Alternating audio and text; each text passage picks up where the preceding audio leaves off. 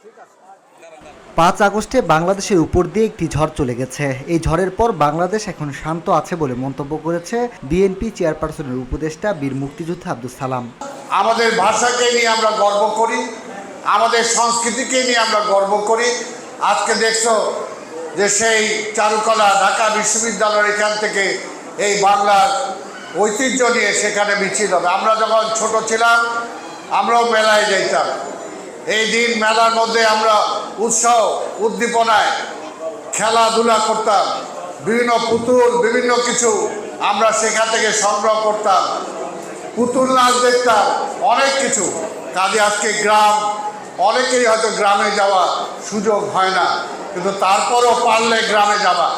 কাজে দেশপ্রেমটা এটা অবশ্যই সবার দরকার, ভালোবাসা দরকার নিজের পরিবারের প্রতি, নিজের পরিবেশের প্রতি, নিজের দেশের প্রতি ভালোবাসা আমাকে থাকতেই হবে।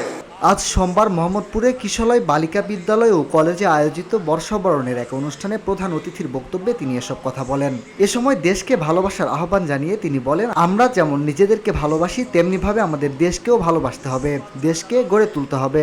শিশু বাচ্চা যারা আছে, যে সমস্ত মেয়েরা আছে, ভবিষ্যতে ইনশাআল্লাহ তোমরা এই দেশটাকে ভালোবাসবা, এই দেশের মানুষকে ভালোবাসবা, নিজেকে যেমনি ভালোবাসবা, নিজের মা বাবাকে যেমনি ভালোবাসবা, নিজের দেশটাকেও তেমনি ভালোবাসবা, নিজের আশেপাশের লোকজনকেও তার জন্য ফিল করতে হবে, চিন্তা করতে হবে।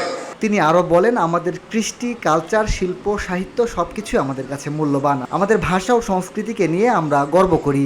আমার কৃষ্টিটা হলো বাংলা, আমার ভাষা বাংলা, আমি বাংলায় কথা বলি, আমি বাংলায় গান গাই, এই যে আমি বক্তৃতা দিচ্ছি এটাও তো বাংলায়।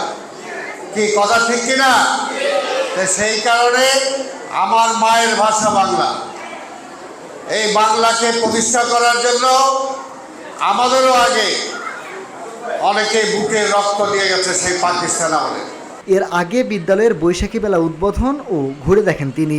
অনুষ্ঠানে বিদ্যালয়ের শিক্ষক, কর্মকর্তা, কর্মচারী ও শিক্ষার্থীবৃন্দ উপস্থিত ছিলেন। মিনহাজুল ইসলাম, ভিওডি বাংলা, ঢাকা।